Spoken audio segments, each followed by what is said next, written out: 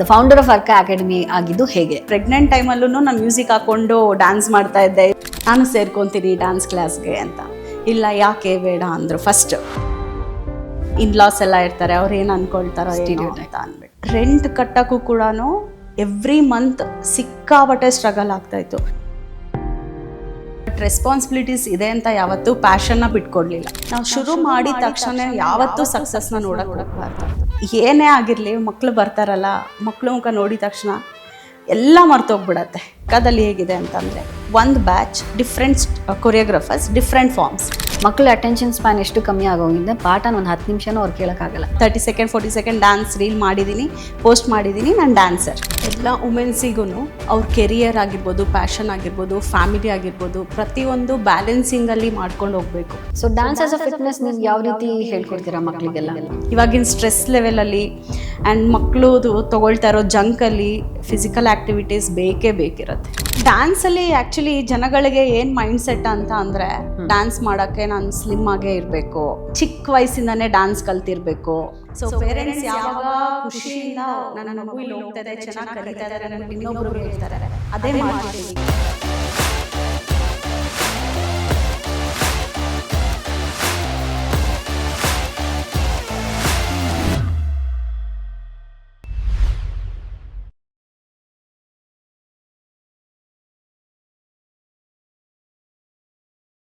Hi, ಎಲ್ರಿಗೂ ನಮಸ್ಕಾರ. ನೀವು ನೋಡ್ತಾ ಇದ್ದೀರಾ ಘನ ಮಾತು ಪಾಡ್ಕಾಸ್ಟ್ ಆ್ಯಂಡ್ ನಾನು ಮೇಘನಾ. ನಾವು ಈ ಘನ ಮಾತು ಪಾಡ್ಕಾಸ್ಟ್ನ ರೆಕಾರ್ಡ್ ಮಾಡ್ತಾ ಇರೋದು ನಾಗರಬಾವಿ ಹತ್ರ, ರಿಂಗ್ ರೋಡ್ ಹತ್ರ ಇರೋ ಕ್ಲಾಸಿಕ್ ಸ್ಟುಡಿಯೋನಲ್ಲಿ. ಈ ಸ್ಟುಡಿಯೋನಲ್ಲಿ ಸಾಕಷ್ಟು ಬ್ಯಾಕ್ ಡ್ರಾಪ್ಗಳಿದೆ, ತುಂಬ ಹೆಲ್ಪ್ ಆಗಿದೆ. ಎಲ್ಲ ಟೆಕ್ನಿಕಲ್ ಪಾರ್ಟ್ನೆಲ್ಲ ಅವರೇ ನೋಡ್ಕೊಳ್ತಾರೆ. ಇಕ್ವಿಪ್ಮೆಂಟ್ ಕೂಡ ತುಂಬ ಚೆನ್ನಾಗಿದೆ. ನಿಮಗೂ ಕೂಡ ಪಾಡ್ಕಾಸ್ಟ್ ಮಾಡಬೇಕು ಅಂತ ಹೇಳಿದ್ರೆ ಈ ಸ್ಟುಡಿಯೋಗೆ ವಿಸಿಟ್ ಮಾಡಿ. ಇವತ್ತಿನ ನಮ್ಮ ಪಾಡ್ಕಾಸ್ಟ್ನಲ್ಲಿ ಗೆಸ್ಟ್ ಆಗಿ ಬಂದಿದ್ದಾರೆ ಡಾನ್ಸರ್, ಕೊರಿಯೋಗ್ರಫರ್, ಹಾಗೆಯೇ ಅರ್ಕಾ ಡ್ಯಾನ್ಸ್ ಅಕಾಡೆಮಿಯ ಫೌಂಡರ್ ದರ್ಶಿನಿ ಅವರು. ದರ್ಶಿನಿ ಅವರೇ, welcome to the show. Thank you so much. ಹೇಗಿದ್ದೀರಾ? ಆರಾಮಿದ್ದೀನಿ. ಹೇಗೆ ನಡೀತಾ ಇದೆ ಕೆಲಸ ಎಲ್ಲ? ನಾನು ಸೂಪರ್ ಆಗಿದ್ದೀನಿ.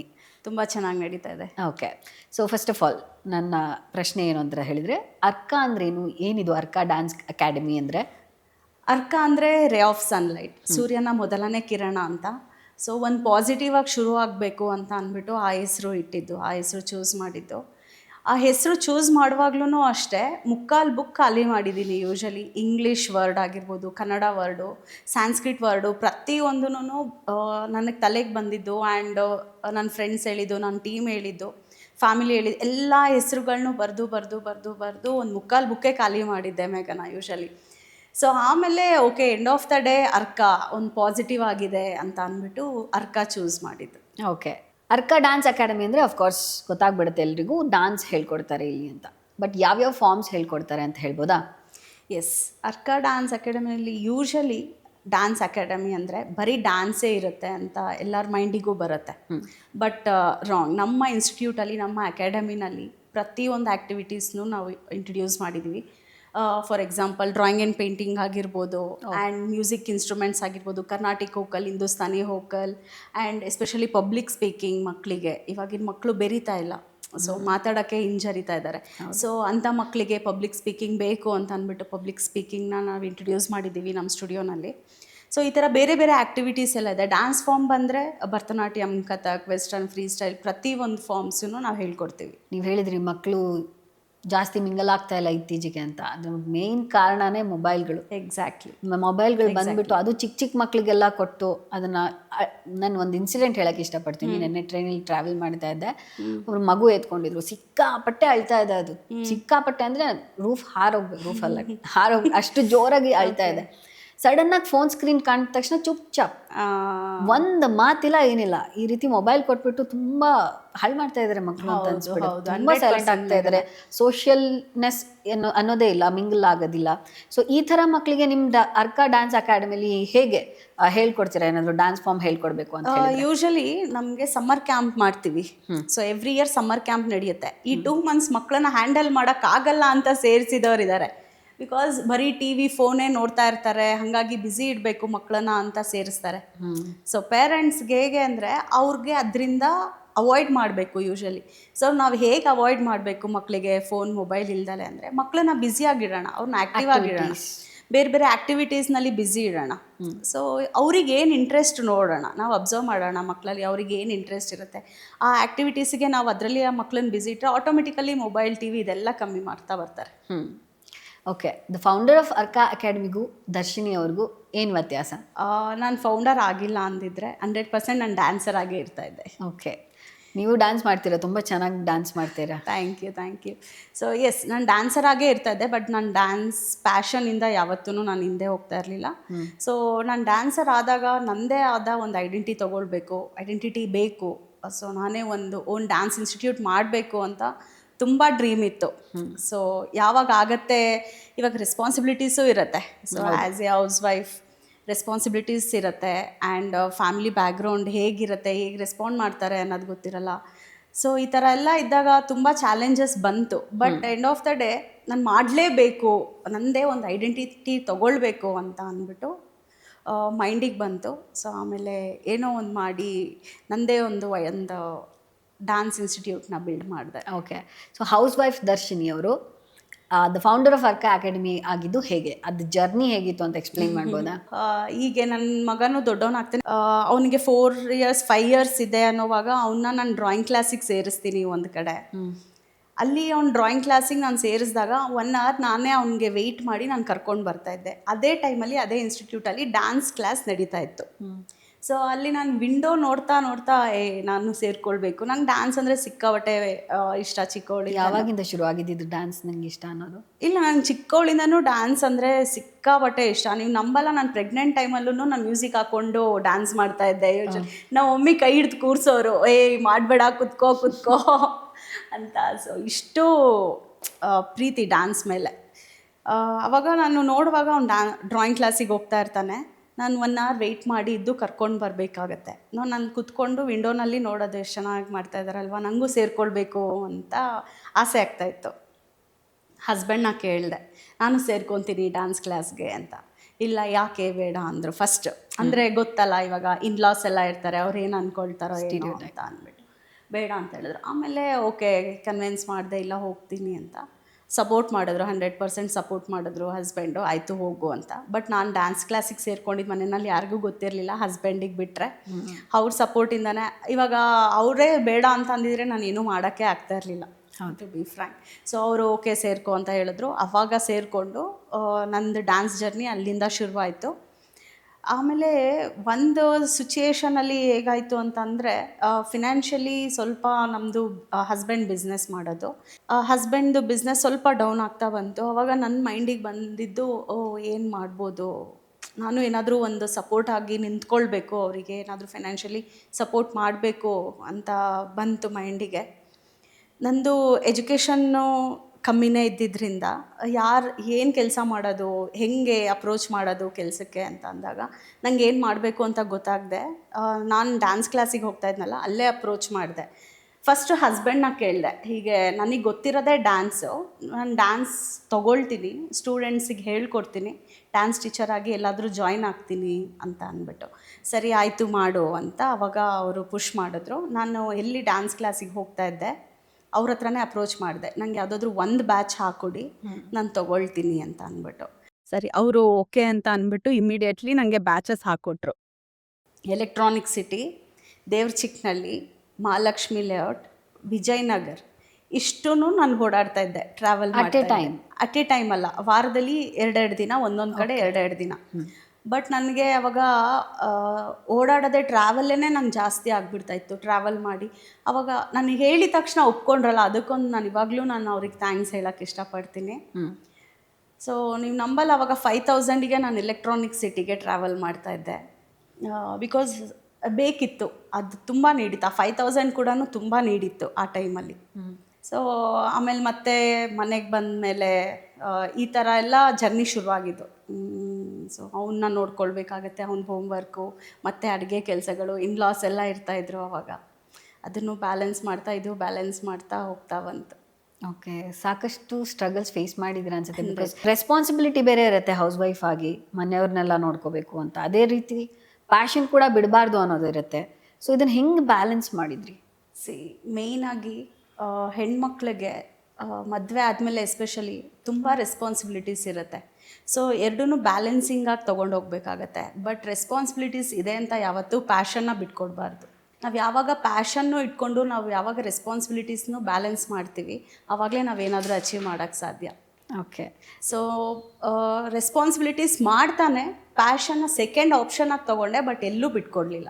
Very nice. ತುಂಬ ಇನ್ಸ್ಪೈರಿಂಗ್ ಅನಿಸುತ್ತೆ ಆ್ಯಕ್ಚುಲಿ ನಿಮ್ಮ ಸ್ಟೋರಿ ಕೇಳಿದ್ರೆ. ನಿಮಗೆ ಡ್ಯಾನ್ಸ್ ಅಕಾಡೆಮಿ ಓಪನ್ ಮಾಡೋದಕ್ಕೆ ಯಾರು ಇನ್ಸ್ಪಿರೇಷನ್ ಅಂತ ಇದ್ದಾರಾ? ಇನ್ಸ್ಪಿರೇಷನ್ ಅಂತ ಅಂದರೆ ನನಗೆ ನಾನೇ ಇನ್ಸ್ಪಿರೇಷನ್ ಅಂತ ಹೇಳ್ತೀನಿ ಇವಾಗ ನಾನು ನಿಜವಾಗ್ಲೂ. ಬಿಕಾಸ್ ಯಾಕೆ ಅಂದರೆ ಏನೂ ಮಾಡೋಕ್ಕಾಗದೆ ಒಂದು ಟೈಮಲ್ಲಿ ಕುತ್ಕೊಂಡಾಗ ನನಗೆ ತಲೆಗೆ ಬಂದಿದ್ದೆ ಡ್ಯಾನ್ಸ್. ಓಕೆ ಮಾಡೋಣ, ಇದರಲ್ಲೇ ಏನಾದರೂ ಒಂದು ಮಾಡೋಣ, ನನ್ನದೇ ಒಂದು ಐಡೆಂಟಿಟಿ ತೊಗೊಳ್ಳೋಣ ಅಂತ ಮೈಂಡಿಗೆ ಬಂತು. ಸೊ ಅವಾಗ ನನಗೆ ನಾನೇ ಪುಷ್ ಮಾಡ್ತಾ, ನನಗೆ ನಾನೇ ಮೋಟಿವೇಶನ್ ತೊಗೊಳ್ತಾ, ಓಕೆ ಮಾಡ್ಬೋದು, ನನ್ನ ಕೈಲಿ ಆಗತ್ತೆ ಅಂತ ತೊಗೊಳ್ತಾ ನನಗೆ ನಾನೇ ಇನ್ಸ್ಪಿರೇಷನ್ ತೊಗೊಂಡು ಮಾಡಿದ್ದೀನಿ. ಆ್ಯಂಡ್ ಅಫ್ಕೋರ್ಸ್ ಫ್ಯಾಮಿಲಿ ಸಪೋರ್ಟ್ ತುಂಬಾ ಇಂಪಾರ್ಟೆಂಟ್, ತುಂಬ ಮ್ಯಾಟರ್ ಆಗುತ್ತೆ. ಫ್ಯಾಮಿಲಿ ಸಪೋರ್ಟ್ ಇಲ್ದಲೇ ನೀವೇನು ಮಾಡೋಕ್ಕೆ ಸಾಧ್ಯ ಹೇಳಿ? ಸೊ ಅವ್ರ ಸಪೋರ್ಟ್ ಇಲ್ದಲೇ ಏನೂ ಆಗಲ್ಲ. ಸೊ ಯಾವಾಗ ಫ್ಯಾಮಿಲಿ ಬ್ಯಾಕ್ಗ್ರೌಂಡ್ ಸಪೋರ್ಟ್, ಓಕೆ ನಿನ್ನ ಕೈಲಿ ಆಗತ್ತೆ, ನೀನು ಮಾಡ್ಬೋದು ಅಂತ ಅವ್ರು ಯಾವಾಗ ಪುಷ್ ಮಾಡ್ತಾರೆ, ಆವಾಗಲೇ ನಾವೇನಾದರೂ ಅಚೀವ್ ಮಾಡೋಕ್ಕೆ ಸಾಧ್ಯ. ಸೊ ಎಷ್ಟು ದೊಡ್ಡದಿದೆ, ಎಷ್ಟು ಜನ ಇದ್ದಾರೆ ನಿಮ್ಮ ಡ್ಯಾನ್ಸ್ ಅಕಾಡೆಮಿಯಲ್ಲಿ? ಇವಾಗ ನಾನು ವರ್ಕ ಡ್ಯಾನ್ಸ್ ಅಕಾಡೆಮಿ ಓಪನ್ ಮಾಡಿದಾಗ ಮೇಘನ 8 ಮೆಂಬರ್ಸ್, ಓನ್ಲಿ 8 ಮೆಂಬರ್ಸ್. ರೆಂಟ್ ಕಟ್ಟೋಕ್ಕೂ ಕೂಡ ಎವ್ರಿ ಮಂತ್ ಸಿಕ್ಕಾಬಟ್ಟೆ ಸ್ಟ್ರಗಲ್ ಆಗ್ತಾಯಿತ್ತು. ಎಲ್ಲ ಡ್ಯಾನ್ಸ್ ಅಕಾಡೆಮಿಗಳಲ್ಲೂ ಎಲ್ಲ ಡ್ಯಾನ್ಸ್ ಕ್ಲಾಸ್ ಫೌಂಡರ್ಸ್ಗೂ ಇದು ಎಕ್ಸ್ಪೀರಿಯನ್ಸ್ ಆಗೇ ಇರುತ್ತೆ 100%. ನಾವು ಶುರು ಮಾಡಿದ ತಕ್ಷಣ ಯಾವತ್ತೂ ಸಕ್ಸಸ್ನ ನೋಡೋಕ್ಕೆ ಹೋಗಬಾರ್ದು, ನಾನು ನಂಬಿರೋದು. ಸೊ ನಾನು ನೋಡ್ಕೊಳ್ತಾ ಬಂದಿರೋದು ತುಂಬ ಸ್ಟ್ರಗಲ್ಸ್ ಆಗಿದೆ. ಸೊ ಈ 3-4 ಮಂತ್ಸ್ ಅಂತೂ ತುಂಬ ಕಷ್ಟಗಳಾಗಿದೆ. ರೆಂಟ್ ಕಟ್ಟೋಕ್ಕಾಗಿರ್ಬೋದು, ಅಥವಾ ಕ್ಲಾಸ್ ಮೇಂಟೆನೆನ್ಸ್ ಆಗಿರ್ಬೋದು, ಪೇರೆಂಟ್ಸ್ ನಂಬಿಕೆ ಗಳಿಸೋದಾಗಿರ್ಬೋದು, ನಾವು ಸ್ಟೂಡೆಂಟ್ಸ್ಗೆ ಅಟ್ಯಾಚ್ಡ್ ಆಗೋದಾಗಿರ್ಬೋದು, ಪ್ರತಿಯೊಂದು ಚಾಲೆಂಜಿಂಗ್. ಸೊ ಶುರು ಮಾಡೋ ಟೈಮಲ್ಲಿ ಹೋಗ್ತಾ ಹೋಗ್ತಾ ಹೋಗ್ತಾ ಪೇರೆಂಟ್ಸ್ ನಂಬಿಕೆ ಆಗಿರ್ಬೋದು, ಅಥವಾ ಸ್ಟೂಡೆಂಟ್ಸ್ ಅವ್ರ ಡೆವಲಪ್ಮೆಂಟ್ ನಾವು ಕಣ್ಣಿಂದ ನೋಡ್ತಾ ಇರ್ತೀವಲ್ಲ, ನಾವು ಹೇಳ್ಕೊಡುವಾಗ ಅವ್ರ ಇಂಪ್ರೂವ್ಮೆಂಟ್ ನಾವು ನೋಡ್ತಾ ಇರ್ತೀವಿ. ಸೊ ಅದನ್ನು ನಮ್ಮನ್ನ ಎಷ್ಟು ಮೋಟಿವೇಟ್ ಮಾಡುತ್ತೆ ಗೊತ್ತಾ ನಿಜವಾಗ್ಲೂ. ಬಿಡಪ್ಪ, ನಮ್ಮ ಕ್ಲಾಸಲ್ಲಿ ಕಲಿತಾ ಇದ್ದಾರೆ, ನಮ್ಮ ಸ್ಟೂಡೆಂಟ್ ಅವನದೇ ಒಂದು ಕ್ರಿಯೇಟಿವಿಟಿಯಾಗಿ ಇಂಪ್ರೂವ್ ಮಾಡಿಕೊಂಡು ಏನೋ ಮಾಡ್ತಿದ್ದಾನಲ್ಲ, ಅದನ್ನು ನೋಡಿದಾಗ ಎಷ್ಟು ಖುಷಿ ಆಗುತ್ತೆ ಅಂದರೆ ಯಾವತ್ತೂ ನಮ್ಮನ್ನ ಡೌನ್ ಆಗೋಕ್ಕೆ ಬಿಡಲ್ಲ. ಆ ಸ್ಟೂಡೆಂಟ್ಸ್ ಇಂಪ್ರೂವ್ಮೆಂಟ್ ಯಾವಾಗಲೂ ನಮ್ಮನ್ನ ಮೋಟಿವೇಟ್ ಮಾಡ್ತಾ ಇರುತ್ತೆ. ಮಕ್ಕಳ ಜೊತೆ ಇದ್ದರೆ ಟೈಮ್ ಹೋಗೋದೇ ಗೊತ್ತಾಗಲ್ಲ. 100%. ನಮ್ದು ಏನೇ ಮೆಂಟಲಿ ಸ್ಟ್ರೆಸ್ ಇರಲಿ, ಏನೇ ಆಗಿರಲಿ, ಮಕ್ಕಳು ಬರ್ತಾರಲ್ಲ, ಮಕ್ಕಳು ಮುಖ ನೋಡಿದ ತಕ್ಷಣ ಎಲ್ಲ ಮರ್ತೋಗ್ಬಿಡತ್ತೆ. ಪೀಸ್ ಆಫ್ ಮೈಂಡ್ ಇರುತ್ತೆ. ಆ ಪ್ರೆಸೆಂಟ್ ಮೂಮೆಂಟಲ್ಲಿ ಮಾತ್ರ ನಾವು ಜೀವಿಸ್ತಾ ಇರ್ತೀವಿ. ಸೊ ಇವಾಗ ಪ್ರತಿಯೊಬ್ಬರಿಗೂ ಕೂಡ ಒಂದು ಸಿಗ್ನೇಚರ್ ಸ್ಟೈಲ್ ಅನ್ನೋದು ಇರುತ್ತೆ ಅವರ ಡ್ಯಾನ್ಸ್ ಫಾರ್ಮಲ್ಲಿ. ಸೊ ಹೇಗೆ ಆ ಮಕ್ಕಳಿಂದ ಆ ಒಂದು ಯುನೀಕ್ ಆದ ಡ್ಯಾನ್ಸ್ ಫಾರ್ಮ್ನ ಹೊರಗೆ ತರ್ತೀರಾ? ಅವ್ರಿಗೆ ಹೇಗೆ ಹೇಳ್ಕೊಡ್ತೀರಾ? ಎಲ್ಲ ಕೊರಿಯೋಗ್ರಾಫರ್ಸ್ಗೂ ಅವ್ರವ್ರದ್ದೇ ಒಂದೊಂದು ಸ್ಟೈಲ್ ಇರುತ್ತೆ. ಹೌದು. ಆ ಸ್ಟೈಲಲ್ಲೇ ಮಕ್ಕಳು ಕಲಿಬೇಕು ಅನ್ನೋದಿಲ್ಲ. ಸ್ಟೂಡೆಂಟ್ಸ್ ಅವ್ರ ಸ್ಟೈಲ್ನೇ ಫಾಲೋ ಮಾಡ್ಕೊಳ್ಬೇಕು ಅನ್ನೋದು ಇಲ್ಲ ರೂಲ್ಸ್. ಸ್ಟೂಡೆಂಟ್ಸ್ ಕ್ರಿಯೇಟಿವಿಟಿ ನಾವು ತೊಗೊಳ್ಬೇಕು ಫಸ್ಟು, ಅವ್ರನ್ನ ಅರ್ಥ ಮಾಡ್ಕೊಳ್ಬೇಕು. ಅವರಲ್ಲಿ ಏನು ಡಿಫ್ರೆಂಟ್ ಆ್ಯಕ್ಟಿವಿಟೀಸ್, ಅವ್ರ ಡಿಫ್ರೆಂಟ್ ಏನು ಕ್ರಿಯೇಟಿವಿಟಿ ಇದೆ ಅನ್ನೋದು ನಾವು ತಿಳ್ಕೊಳ್ಬೇಕು ಫಸ್ಟು. ನಾವು ಅದನ್ನು ಅಬ್ಸರ್ವ್ ಮಾಡಿ ನಮ್ಮ ಕೊರಿಯೋಗ್ರಫಿ, ನಮ್ಮ ಸ್ಟೈಲ್, ನಮ್ಮ ಕ್ರಿಯೇಟಿವಿಟಿ ಜೊತೆ ಅವ್ರದ್ದು ಕ್ರಿಯೇಟಿವಿಟಿ ಮಿಕ್ಸ್ ಮಾಡಿದಾಗ ನಾವು ಯಾವಾಗ ಪರ್ಫಾರ್ಮೆನ್ಸ್ ನಾವು ಕೊಡ್ತಾ ಹೋಗ್ತೀವಿ, ಆವಾಗ ಡಿಫ್ರೆಂಟ್ ಕೊರಿಯೋಗ್ರಫಿಯಾಗಿ ಆಚೆ ಬರುತ್ತೆ. How big is your dance family? ಇವಾಗ 8 ಮೆಂಬರ್ಸಿಂದ ಶುರು ಮಾಡಿ ಇವಾಗ ಅರೌಂಡ್ 200ವರೆಗೂ ಇದ್ದಾರೆ ಆಲ್ಮೋಸ್ಟ್, ಎಲ್ಲ ಬ್ಯಾಚಸ್ಸು ಸೇರಿ. ಇನ್ಸ್ಟ್ರೂಮೆಂಟ್ಸ್ ಆಗಿರ್ಬೋದು, ಮ್ಯೂಸಿಕ್ ಆಗಿರ್ಬೋದು, ಡ್ಯಾನ್ಸ್ ಆಗಿರ್ಬೋದು, ಎಲ್ಲ ಬ್ಯಾಚಸ್ಸನ್ನು ಸೇರಿ 200 ರೀಚ್ ಆಗಿದೆ. ಟೀಚರ್ಸ್ ಯಾರ್ಯಾರಿದ್ದಾರೆ, ಯಾವ್ಯಾವ ಸ್ಟೈಲ್ ಹೇಳ್ಕೊಡ್ತಾರೆ? ಯಾಕೆಂದರೆ ನಾನು ರೀಸೆಂಟಾಗಿ ನೋಡಿದೆ, ಸಂಜಯ್ ಸರ್ ತುಂಬ ಹಳೇ ಧಾರಾವಾಹಿಗಳಲ್ಲಿ, ಸಿನಿಮಾಗಳಲ್ಲಿ ಆ್ಯಕ್ಟ್ ಮಾಡಿದ್ದಾರೆ. ಅವರು ಬಂದು ಭರತನಾಟ್ಯಂ ಎಲ್ಲ ಹೇಳ್ಕೊಡ್ತಾರೆ. ಹೇಗೆ ಹೇಳ್ಕೊಡ್ತಾರೆ? ಹೇಗಿರುತ್ತೆ ಅವಾಗ ಅವ್ರ ಕ್ಲಾಸ್ ಎಲ್ಲ? ಮಕ್ಕಳು ಇಷ್ಟಪಡ್ತಾರಾ? ಇದು ಒಂದು ಸ್ಟೋರಿ ನಾನು ಹೇಳಲೇಬೇಕು. ನನಗೆ classical form, especially Bharatanatyam, Kathak ಸಿಕ್ಕಾಪಟ್ಟೆ ಫೇವ್ರೆಟ್ ಫಾರ್ಮ್ ಅದು ನನಗೆ ಎಸ್ಪೆಷಲಿ. ಸೊ ನನಗೆ ಭರತನಾಟ್ಯಂ ಕಲಿಬೇಕು ಅಂತ ತುಂಬ ಚಿಕ್ಕವಳಿಂದನೂ ಆಸೆ. ಸೊ ಅವಾಗ ನನಗೆ ನಮ್ಮದು ಅಪ್ಪ ಫ್ಯಾಮಿಲಿ ಕಡೆ ಓಕೆ ಡ್ಯಾನ್ಸ್ ಕ್ಲಾಸಿಗೆ ಹೋಗ್ತೀನಿ ಅಂತ ಅಂದರೆ ಅಷ್ಟು ಸಪೋರ್ಟ್ ಮಾಡಲಿಲ್ಲ. ನಾನು ಡ್ಯಾನ್ಸ್ ಕ್ಲಾಸಿಗೆ ಹೋಗಬೇಕು ಅಂತ ನಮ್ಮ ಡ್ಯಾಡಿ ಮ್ಯೂಸಿಕ್ ಕ್ಲಾಸಿಗೆ ಸೇರಿಸಿದ್ರು, ಸಂಗೀತ ಕ್ಲಾಸಿಗೆ ಸೇರಿಸಿದ್ರು. ಅಲ್ಲಿ ನಾನು ಮ್ಯೂಸಿಕ್ ಹೇಳ್ಕೊಡ್ತಾಯಿದ್ರೆ ಇಂಟ್ರೆಸ್ಟೇ ಇರ್ತಾ ಇರಲಿಲ್ಲ. ಏನು ಹೇಳ್ತಾ ಇದ್ದಾರೆ, ನನಗೆ ಆ ರಾಗನೂ ಬರ್ತಾಯಿಲ್ಲ, ಹಾಡೋಕ್ಕೂ ಬರ್ತಾಯಿಲ್ಲ. ಬಟ್ ನನಗೆ ಡ್ಯಾನ್ಸ್ ಇಷ್ಟ. ನಮ್ಮ ಡ್ಯಾಡಿಗೆ ಮ್ಯೂಸಿಕ್ ಕಲಿಬೇಕು, ಸಂಗೀತ ಕಲಿಬೇಕು ಅಂತ ಇಷ್ಟ. ಬಟ್ ನಂಗೆ ಅವಾಗಿಂದನೂ ಭರತನಾಟ್ಯಂ ತುಂಬ ಇಷ್ಟ ಆಯಿತು. ಇವಾಗ ಆಪರ್ಚುನಿಟೀಸ್ ಸಿಕ್ತು, ಕಲಿಬೋದು. ನನಗೆ ಸಂಜಯ್ ಸರ್ದು ಪ್ರೊಫೈಲ್ ನೋಡಿದಾಗ ಅವ್ರ ಅಂಡರಲ್ಲೇ ನಾನು ಟ್ರೈನ್ ಆಗಬೇಕು ಅಂತ ತುಂಬ ಆಸೆ ಇತ್ತು.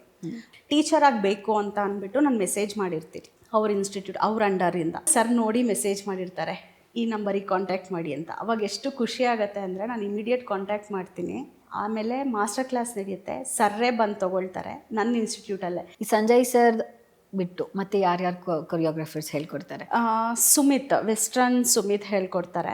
ಆ್ಯಂಡ್ ಅಜಯ್ ಅಂತ ಇದ್ದಾರೆ, ಅಜಯ್ ಅವ್ರು ಹೇಳ್ಕೊಡ್ತಾರೆ. ಆ್ಯಂಡ್ ನಾನು ಕಿಡ್ಸ್ ಬ್ಯಾಚ್, ಲೇಡೀಸ್ ಬ್ಯಾಚ್ ಎಲ್ಲ ನಾನು ಹ್ಯಾಂಡಲ್ ಮಾಡ್ತೀನಿ. ಬಿಕಾಸ್ ಕಿಡ್ಸ್ ಯಾರು ಸರ್ ಅಂತ ಅಂದ್ಬಿಟ್ಟು ಭಯ ಪಡ್ತಾರೆ. ಮ್ಯಾಮ್ ಅಂದರೆ ಫುಲ್ ಜಾಲಿ ಅವರಿಗೆ. ಮ್ಯಾಮ್ ಅಂದರೆ ಕಂಫರ್ಟ್ ಝೋನ್ ಅವ್ರಿಗೆ. ಮ್ಯಾಮ್ ಇದ್ರೆ ಪೇರೆಂಟ್ಸ್ ಹೇಳ್ತಾ ಇರ್ತಾರೆ, ಮ್ಯಾಮ್ ನೀವೇ ಇರಬೇಕು, ಮ್ಯಾಮ್ ನೀವೇ ಇರಿ, ನೀವಿಲ್ಲ ಅಂದರೆ ಅವ್ರು ಬರೋದೇ ಇಲ್ಲ ಕ್ಲಾಸಿಗೆ ಅಂತ. ಅದೊಂದು ಖುಷಿ ಆಗುತ್ತೆ. ಆ ಬಾಂಡಿಂಗ್ ಎಲ್ಲರಿಗೂ ಸಿಗಲ್ಲ, ಅದೆಲ್ಲ ಒಂದು ಬರ್ದಿರಬೇಕು.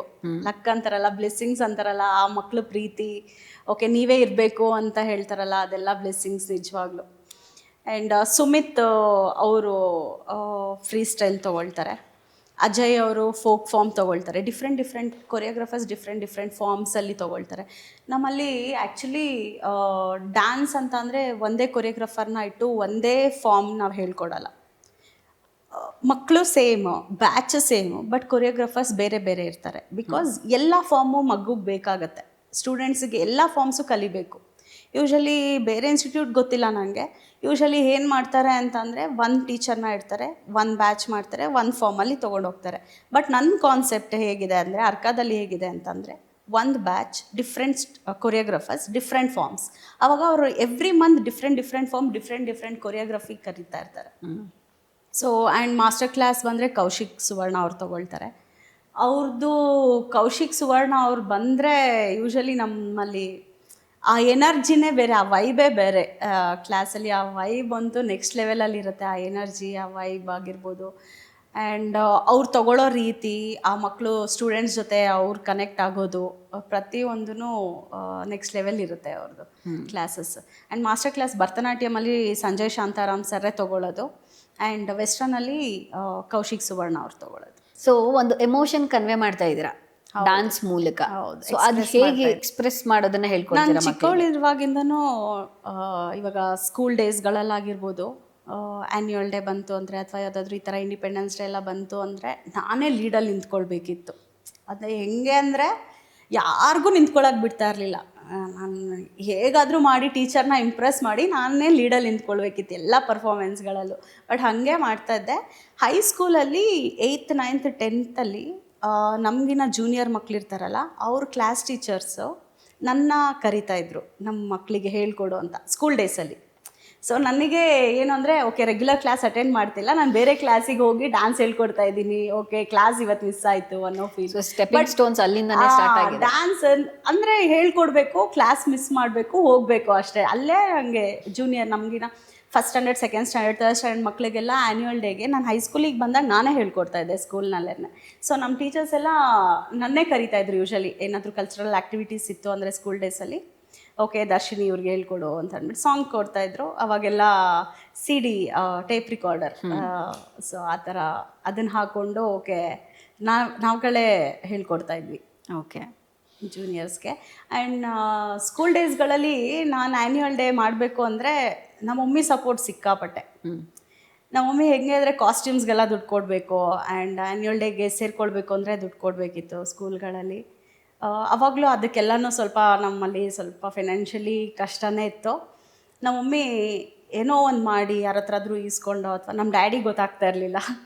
ನಮ್ಮ ಡ್ಯಾಡಿ ಗೊತ್ತಿಲ್ಲದೆ ನಮ್ಮ ಮಮ್ಮಿ ನನಗೆ ಈ ಥರ ಎಲ್ಲ ಸಪೋರ್ಟ್ ಮಾಡಿದ್ದಾರೆ. ಅವ್ರಿಗೆ ಕಾಸ್ಟ್ಯೂಮ್ಸಿಗೆ ದುಡ್ಡು ಕೊಡೋದಾಗಿರ್ಬೋದು, ಆ್ಯನ್ಯುವಲ್ ಡೇಗೆ ಸೇರಿಸೋದಾಗಿರ್ಬೋದು, ಪ್ರತಿಯೊಂದು ನಮ್ಮ ಮಮ್ಮಿ ಸಿಕ್ಕಾಪಟ್ಟೆ ಸಪೋರ್ಟ್ ಮಾಡಿದ್ದಾರೆ ಸ್ಕೂಲ್ ಡೇಸಲ್ಲಿ. ನಮ್ಮ ಡ್ಯಾಡಿಗೆ ಗೊತ್ತಿರ್ತಾ ಇರಲಿಲ್ಲ ನಾನು ಆ್ಯನ್ಯುವಲ್ ಡೇನಲ್ಲಿ ಡ್ಯಾನ್ಸ್ ಪರ್ಫಾರ್ಮೆನ್ಸ್ ಮಾಡ್ತಾಯಿದ್ದೀನಿ ಅಂದರೆ ನಂಗೆ ಭಯ. ಡ್ಯಾಡಿ ಹತ್ರ ಹೇಳೋಕ್ಕೆ, ರೆಡಿ ನಾನು ಪಾರ್ಟಿಸಿಪೇಟ್ ಮಾಡ್ತಾಯಿದ್ದೀನಿ ಅಂತ ಹೇಳಕ್ಕೆ ನನಗೆ ಭಯ. ಬಟ್ ಆ್ಯನ್ಯುವಲ್ ಡೇಗೆ ನನಗೆ ಗೊತ್ತಿಲ್ಲದೆ ಡ್ಯಾಡಿ ಬರ್ತಾಯಿದ್ರು, ಹಿಂದೆ ಕುತ್ಕೊಂಡು ನೋಡ್ತಾಯಿದ್ರು ಆ್ಯಕ್ಚುಲಿ. ಎಲ್ಲೇ ನಾನು ಡ್ಯಾಡಿ ಬಂದಿದ್ದಾರೆ ನನ್ನ ಫ್ರೆಂಡ್ಸ್ ಹತ್ರ ಎಲ್ಲ ಹೇಳೋದು. ಬಟ್ ಮಾಡ್ತಾಯಿದ್ದೆ, ಖುಷಿಯಾಗಿ ಮಾಡ್ತಾಯಿದ್ದೆ. ಆಮೇಲೆ ಮನೆಗೆ ಹೋದ್ಮೇಲೆ ಭಯ ನನಗೆ, ಎಲ್ಲಿ ಬೈತಾರೋ, ನಾನು ಸ್ಟೇಜ್ ಮೇಲೆ ಮಾಡಿಬಿಟ್ಟಿದ್ದೀನಿ, ಡ್ಯಾಡಿ ಎಲ್ಲಿ ಬೈತಾರೋ. ನಮ್ಮ ಮಮ್ಮಿಗೆ ಗೊತ್ತಿಲ್ಲದೆ ಸೇರಿಸ್ತಾಯಿದ್ರು. ಡ್ಯಾಡಿ ಎಲ್ಲಿ ಬೈತಾರೋ ಅಂತ ಭಯದಲ್ಲೇ ಆ್ಯನ್ಯುವಲ್ ಡೇ ಎಲ್ಲ ಮುಗಿಸ್ಕೊಂಡು ಮೇಕಪ್ ಕಣ್ಕಪ್ ಎಲ್ಲ ಹಾಕ್ಕೊಳೋದೆಲ್ಲ ನಮ್ಮ ಡ್ಯಾಡಿಗೆ ಇಷ್ಟ ಆಗ್ತಾ ಇರಲಿಲ್ಲ. ಮೇಕಪ್ ಎಲ್ಲ ಹಾಕೊಂಡು ಎಲ್ಲಿ ಬೈತಾರೋ, ಇದೆಲ್ಲ ಹೊರಿಸ್ಕೊಂಡು ಹೋಗ್ಬಿಡ್ಬೇಕು, ಬೈತಾರೆ ಅನ್ನೋ ಟೆನ್ಷನಲ್ಲೇ ಹೋಗ್ತಾ ಇದ್ದೆ. ಆದರೆ ಮನೆಗೆ ಹೋದ್ಮೇಲೆ ಆಗ್ತಾ ಇದ್ದಿದ್ದೇ ಬೇರೆ. ನಮ್ಮ ಮಮ್ಮಿಗೆ ಹೇಳ್ತಾ ಇದ್ದಿದ್ದು ನಮ್ಮ ಡ್ಯಾಡಿ, ಏಯ್ ದೃಷ್ಟಿ ತೆಗೆ ಮಗುಗೆ ಅಂತ. ಅವಾಗ ಖುಷಿ ಆಗ್ತಾಯಿತ್ತು. ಈ ಥರ ಎಲ್ಲ ಇತ್ತು ಚೈಲ್ಡ್ಹುಡ್ ಡೇಸ್ ಡ್ಯಾನ್ಸ್ ಅಂತ ಅಂದರೆ. So cute story. ಸೊ ಇವಾಗ ಮುಂಚೆ ಎಲ್ಲ ಲಾಂಗ್ ಫಾರ್ಮ್ಯಾಟ್ ಡ್ಯಾನ್ಸ್ ಮಾಡ್ತಾಯಿದ್ರು, ಅಂದರೆ ಒಂದು ಇಡೀ ಸಾಂಗಿಗೆ ಡ್ಯಾನ್ಸ್ ಮಾಡ್ತಾಯಿದ್ರು. ಭರತನಾಟ್ಯಂ ಅಂದರೆ ಅದು ಎಷ್ಟೋ ಅರ್ಧ ಗಂಟೆ ಎಲ್ಲ ಡ್ಯಾನ್ಸ್ಗಳನ್ನು ಮಾಡ್ತಾಯಿದ್ರು, ಆ ಎಮೋಷನ್ ಕನ್ವೆ ಮಾಡ್ತಾಯಿದ್ರು, ಒಂದು ಸ್ಟೋರಿ ಹೇಳ್ತಾಯಿದ್ರು ಡ್ಯಾನ್ಸ್ ಮೂಲಕ. ಈಗ ಮೊಬೈಲ್ ಬಂದು 30 ಸೆಕೆಂಡ್ಸ್ 40 ಸೆಕೆಂಡ್ಸ್ ಮ್ಯಾಕ್ಸಿಮಮ್ ಅಂದರೆ 1 ಮಿನಿಟ್ ತನಕ ಬಂದಿದೆ. ಅದು ಡ್ಯಾನ್ಸ್ ಫಾರ್ಮ್ ಮೇಲೆ ಹೇಗೆ ಅಫೆಕ್ಟ್ ಆಗಿದೆ? ಹೇಗಾಗಿದೆ ಮೇಘನ ಅಂದರೆ, ಇವಾಗ ಟ್ರೆಂಡ್ ಇನ್ಸ್ಟಾಗ್ರಾಮ್ ರೀಲ್ಸ್, ವರ್ಕ್ಶಾಪ್ಸ್ ಏನಂದರೆ 2 hours ಅಷ್ಟೇ. ನಾನು ಮಾಡ್ತಾಯಿದ್ದೀನಿ ಇಲ್ಲ ಅಂತಲ್ಲ, ಬಟ್ ಟ್ರೆಂಡ್ ಹೋದಂಗೆ ನಾವು ಹೋಗ್ಬೇಕಾಗತ್ತೆ. ಓಕೆ. ಡ್ಯಾನ್ಸ್ ಹೇಗೆ ಅಂದರೆ, ನಾವು ಎಷ್ಟು ಕಲಿತ್ರೂ ಸಾಲಲ್ಲ. ಡೈಲಿ ಹೊಸದು ಕಲೀಲೇಬೇಕು ನಾವು. ಇವಾಗಲೂ ನಾವು ಕಲಿಯೋದು ತುಂಬ ಇದೆ, ಯಾರೂ ಪರ್ಫೆಕ್ಟ್ ಅಲ್ಲ. ಬಟ್ ಇವಾಗ ಹೆಂಗಾಗಿದೆ ಅಂದರೆ, ಇವಾಗಿನ ಜನ್ರೇಷನ್ ಮಕ್ಕಳು ಓಕೆ 2 hours ವರ್ಕ್ಶಾಪ್ ಅಟೆಂಡ್ ಮಾಡಿದ್ದೀವಿ, ನಂಗೆ ಡ್ಯಾನ್ಸ್ ಬಂದಿದೆ, ವಿಡಿಯೋ ಮಾಡೋಣ, ಪೋಸ್ಟ್ ಮಾಡೋಣ, ವಿ ಆರ್ ದ ಡ್ಯಾನ್ಸರ್ಸ್. ನಾನು ಡ್ಯಾನ್ಸರ್, ನಾನು 30 ಸೆಕೆಂಡ್ 40 ಸೆಕೆಂಡ್ ಡ್ಯಾನ್ಸ್ ರೀಲ್ ಮಾಡಿದ್ದೀನಿ, ಪೋಸ್ಟ್ ಮಾಡಿದ್ದೀನಿ, ನಾನು ಡ್ಯಾನ್ಸರ್. ಮಕ್ಕಳ ಅಟೆನ್ಷನ್ ಸ್ಪ್ಯಾನ್ ಎಷ್ಟು ಕಮ್ಮಿ ಆಗೋಗಿದೆ, ಪಾಠನ ಒಂದು 10 ನಿಮಿಷನೂ ಅವ್ರು ಕೇಳೋಕ್ಕಾಗಲ್ಲ, ಅಷ್ಟು ಕಮ್ಮಿ ಆಗೋಗ್ಬಿಟ್ಟಿದೆ. ಹೌದು. ಸೊ ಹಾಗೆ ಡ್ಯಾನ್ಸು ಮಾಡ್ತಾ ಇಷ್ಟಿಷ್ಟೇ. ಸೊ ಅದು ಹೇಗೆ ಅಫೆಕ್ಟ್ ಆಯಿತು ಅಂತ ಹೇಳಿ ಇಲ್ಲ, ವೆಸ್ಟರ್ನಲ್ಲಿ ಯೂಶ್ವಲಿ ಇವಾಗ ಹೇಗಾಗಿದೆ ಅಂದರೆ ಪೇಷನ್ಸ್ ಇರಲ್ಲ. ಫುಲ್ ಸಾಂಗ್ ಮಾಡೋಷ್ಟು ಪೇಷನ್ಸ್ ಇರಲ್ಲ. ಆ ಫುಲ್ ಸಾಂಗ್ ಯಾರು ಕೇಳ್ತಾರೆ ಅನ್ನೋ ಥರನೂ ಆಗಿಬಿಟ್ಟಿದೆ. ಸೊ ಒಂದು ಸಾಂಗಲ್ಲಿ ಒಂದು ಸ್ವಲ್ಪ 1 minute 1.5 minute ಅಷ್ಟು ತೊಗೊಂಡು ಇನ್ನೊಂದು ಸಾಂಗ್ನ ಫ್ಯೂಷನ್ ಮಾಡ್ತಾರೆ. ಸೊ ಫುಲ್ ಸಾಂಗ್ ಕೇಳೋಷ್ಟು ಜನಕ್ಕೆ ಆಗಲಿ ಅಥವಾ ಲರ್ನರ್ಸ್ಗೆ ಆಗಲಿ ಪೇಷನ್ಸ್ ಇರಲ್ಲ. ಇವಾಗ ನಮ್ಮ ಡ್ಯಾನ್ಸ್ ಕ್ಲಾಸಲ್ಲೇ ಆಗಿರ್ಬೋದು, ನಾವು ಒಂದೇ ಸಾಂಗ್ನೇ ತೊಗೊಂಡು ಮಾಡಿಸ್ತಾ ಇದ್ದೀವಿ ಅಂದರೆ, ಏನು 1 ತಿಂಗಳಿಂದ ಒಂದೇ ಸಾಂಗೇ ತೊಗೊಳ್ತಾ ಇದ್ದೀರಾ ಅಂತಲೂ ಕ್ವಶನ್ಸ್ಗಳು ಬಂದಿದೆ ಪೇರೆಂಟ್ಸ್ ಕಡೆಯಿಂದ. ಬಟ್ ನಮ್ಮ ಕನ್ಸರ್ನ್ ಏನು ಅಂದರೆ, ಮಗು ಪರ್ಫೆಕ್ಟ್ ಆಗಬೇಕು, ಅದು ಒಪ್ಪೋದಿಲ್ಲ. ಸಾಂಗ್ ಚೇಂಜ್ ಆಗ್ತಾ ಇರಬೇಕು, ಒಂದೇ ಸಾಂಗ್ ಕೇಳೋಂಗಿಲ್ಲ ನಮ್ಮ ಪೇರೆಂಟ್ಸ್ಗೆ. ಒಂದೇ ಸಾಂಗೇ ಹೋಗ್ತಾ ಇದೆಯಲ್ಲ, ಎಷ್ಟು ದಿನದಿಂದ ಇದೇ ಹೇಳ್ಕೊಡ್ತಾ ಇದ್ದಾರೆ ಅನ್ನೋ ಥರ ಇರುತ್ತೆ. ಬಟ್ ನಮಗೆ ಮಗು ಪರ್ಫೆಕ್ಟ್ ಆಗಬೇಕು. ಆ್ಯಂಡ್ ಅವರು ಇವಾಗ ಅವ್ರ ನಿದ್ದೆನಲ್ಲಿ ಎಬ್ಬರಿಸ್ಬಿಟ್ಟು ಆ ಸಾಂಗ್ ಹಾಕಿದ್ರೂ ಅವ್ರ ಸ್ಟೆಪ್ ರಿಜಿಸ್ಟರ್ ಆಗಿರ್ಬೇಕು ಮೈಂಡಲ್ಲಿ. ಸೊ ಆ ಥರ ಕಾನ್ಸೆಪ್ಟಲ್ಲಿ ನಾವು ಮಾಡಿಸ್ತಾ ಇರ್ತೀವಿ ಮಕ್ಕಳಿಗೆ.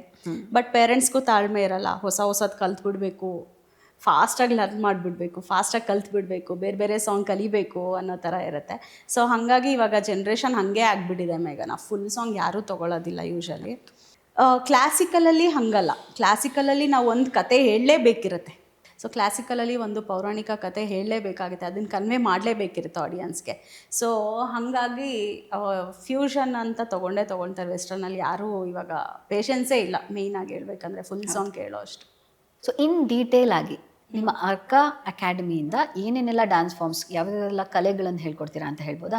ಡ್ಯಾನ್ಸ್ ಫಾರ್ಮ್ಸ್ ಬಂದರೆ Kathak, Bharatanatyam, folk, filmy style, western free style, krumping ಆಗಿರ್ಬೋದು, ಕಂಟೆಂಪ್ರರಿ, ಸೆಮಿ ಕ್ಲಾಸಿಕಲ್, ಇಷ್ಟು ಕೊರಿಯೋಗ್ರಾಫರ್ಸ್ ಇದ್ದಾರೆ.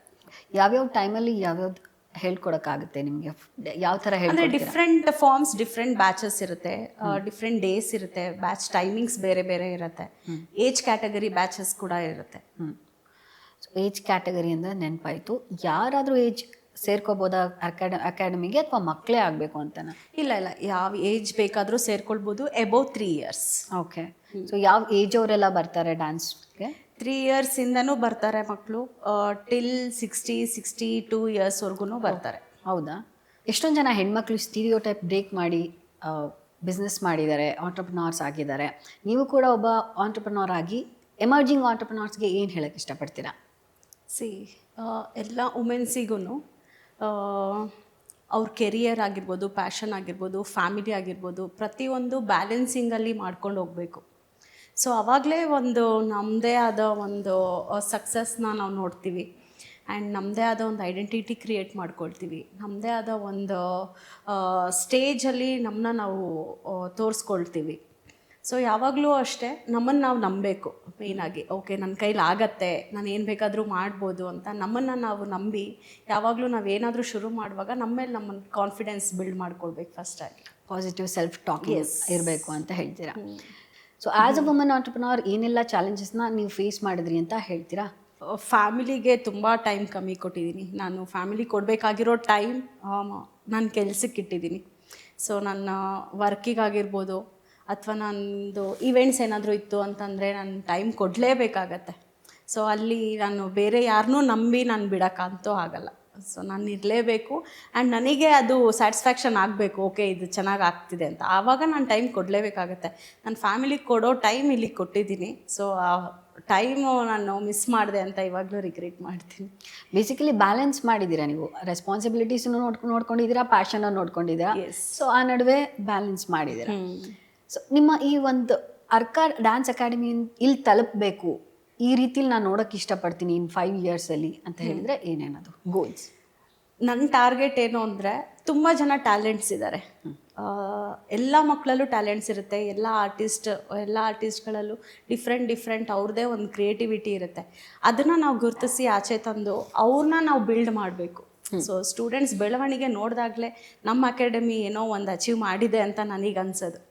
ಸೊ ಯಾವಾಗಲೂ ಅಷ್ಟೇ ನನ್ನ ಸ್ಟೂಡೆಂಟ್ಸ್ ಅವ್ರು ಬೆಳಿಬೇಕು, ಅವ್ರ ಗ್ರೋತ್ ನಾನು ನೋಡಬೇಕು, ಅವ್ರದ್ದೇ ಕ್ರಿಯೇಟಿವಿಟಿ ಒಂದು ಬಿಲ್ಡ್ ಮಾಡ್ಕೊಂಡಿರೋದನ್ನ ನಾನು ನೋಡಬೇಕು. ಸೊ ಅವಾಗಲೇ ನನ್ನ ಅಕಾಡೆಮಿಗೆ ಅಥವಾ ನನಗೆ ಓಕೆ ನಮ್ಮ ಸ್ಟೂಡೆಂಟ್ಸ್ ಅಂತ ಒಂದು ಪ್ರೌಡ್ ಫೀಲ್ ಆಗುತ್ತೆ. ಓಕೆ. ಸೊ ಈಗ 200 ಇರೋ ಅರ್ಕಾ ಅಕಾಡೆಮಿ ಫ್ಯಾಮಿಲಿ 2000 ಆಗೋ ಕನ್ಸು ಏನಾದರೂ ಇದೆಯಾ? ಇದೆ, 100% ಇದ್ದೇ ಇರುತ್ತೆ ಮೇಘನ. ಅದಕ್ಕೆ ಏನೇನೆಲ್ಲ ಪ್ಲಾನ್ ಮಾಡ್ಕೊಂಡು ಇವಾಗ ಬ್ರಾಂಚಸ್ ಮಾಡಬೇಕು ಅಂತ ಪ್ಲ್ಯಾನ್ ಇದೆ. ಸೊ ಇವಾಗ ನೆಕ್ಸ್ಟ್ ಏರಿಯಾ ರಿವೀಲ್ ಮಾಡಲ್ಲ, ಸೊ ಬ್ರಾಂಚಸ್ ಮಾಡಬೇಕಂತ ಪ್ಲ್ಯಾನ್ ಇದೆ ಅರೌಂಡ್ 3 ಮಂತ್ಸಲ್ಲಿ. ಓಕೆ. ಸೊ ನನ್ನ ಡ್ರೀಮ್ ಏನು ಅಂತಂದರೆ, ಬ್ಯಾಂಗ್ಳೂರಲ್ಲಿ ಅರ್ಕಾ ಡ್ಯಾನ್ಸ್ ಅಕಾಡೆಮಿ ಅಂದರೆ, ಅರ್ಕಾ ಡ್ಯಾನ್ಸ್ ಅಕಾಡೆಮಿನ ಯಾವುದದು ಅಂತ ಕೇಳಬಾರ್ದು, ಅರ್ಕಾ ನಾವು ಗೊತ್ತು ನಮಗೆ ಅನ್ನೋ ಥರ ನಾನು ಬಿಲ್ಡ್ ಮಾಡಬೇಕಂತ ಡ್ರೀಮ್ ಇದೆ. ಆಲ್ ದಿ ಬೆಸ್ಟ್ ನಿಮ್ಗೆ. Thank you. ಹಾಗೆಯೇ ಇನ್ನೊಂದು, ಅರ್ಕಾ ಅಕಾಡೆಮಿಯಲ್ಲಿ ಸರ್ಟಿಫಿಕೇಷನ್ ಕೂಡ ಮಾಡ್ತೀರಾ? 100% ಇರುತ್ತೆ. ಯೂಶಲಿ ಫ್ರೀ ಸ್ಟೈಲಲ್ಲಿ ಸರ್ಟಿಫಿಕೇಷನ್ ಅನ್ನೋದಕ್ಕಿಂತ ಅವ್ರ ಕನ್ಸಿಸ್ಟೆನ್ಸಿ, ಅವ್ರ ಇಂಟ್ರೆಸ್ಟ್ ಮೇಲೆ ಮ್ಯಾಟರ್ ಆಗುತ್ತೆ. ಸೊ ಅವ್ರು ಹೇಗೆ ಕನ್ಸಿಸ್ಟೆನ್ಸಿನಲ್ಲಿ ಅವ್ರ ಇಂಟ್ರೆಸ್ಟ್, ಅವ್ರ ಪ್ಯಾಷನ್ ಬಿಲ್ಡ್ ಮಾಡ್ಕೊಂಡು ಅವ್ರು ಕಲಿತಾ ಇರ್ತಾರೆ. ಸೊ ಅದ್ರ ಮೇಲೆ ಡಿಪೆಂಡ್ ಆಗುತ್ತೆ. ಕ್ಲಾಸಿಕಲಲ್ಲಿ ಆಗಲ್ಲ, ಎಕ್ಸಾಮ್ಸ್ ಇರುತ್ತೆ, ಲೆವೆಲ್ ವೈಸ್ ಇರುತ್ತೆ. ಅದನ್ನು ಪ್ರತಿಯೊಂದನ್ನು ನಾವು ಗೈಡ್ ಮಾಡ್ತೀವಿ. ಎಕ್ಸಾಮ್ಸ್ ಪ್ರಿಪ್ರೇಷನ್ ಆಗಿರ್ಬೋದು, ಥಿಯರಿಟಿಕಲಿ ಆಗಿರ್ಬೋದು, ಪ್ರಾಕ್ಟಿಕಲಿ ಆಗಿರ್ಬೋದು, ಕ್ಲಾಸಿಕಲಲ್ಲಿ ಪ್ರತಿಯೊಂದನ್ನು ಗೈಡ್ ಮಾಡ್ತೀವಿ. ಓಕೆ. ಥಿಯರಿ ಇರುತ್ತಾ, ಪ್ರಾಕ್ಟಿಕಲ್ ಇರುತ್ತಾ, ಹೇಗಿರುತ್ತೆ? ಭರತನಾಟ್ಯಮಲ್ಲಿ ಥಿಯರಿ ಇದ್ದೇ ಇರುತ್ತೆ. ಎಕ್ಸಾಮ್ಸ್ ಪ್ಯಾಟರ್ನ್ ಪ್ರತಿಯೊಂದನ್ನು ಡೀಟೇಲಿಂಗಾಗಿ ಹೇಳ್ಕೊಡ್ತೀವಿ. Dance is a form of fitness ಆ ಥರನೂ ಹೇಳ್ಬೋದು. ಹೌದು. So dance as a fitness ನೀವು ಯಾವ ರೀತಿ ಹೇಳ್ಕೊಡ್ತೀರಾ ಮಕ್ಕಳಿಗೆಲ್ಲ?